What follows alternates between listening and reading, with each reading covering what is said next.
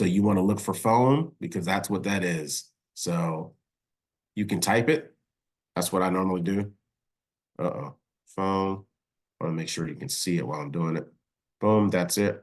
So Okay. now it pops up here and you see that Oh, checked green. green. So all those are checked green now, right? Right. So you go to next after all that's good. And this is what the smart list is going to be called unless you change it.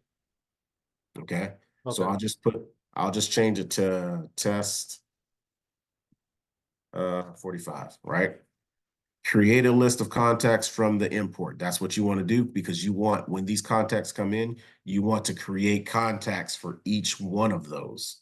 So Got you it. want to select that. Another thing that I do when I do it is I take this off, skip existing contracts based on primary, because what'll happen is if those contacts are already in another list, it won't show up. It'll just take it out and it'll act like it never existed because you already have that contact. I usually just take that out because I don't want any confusion, right?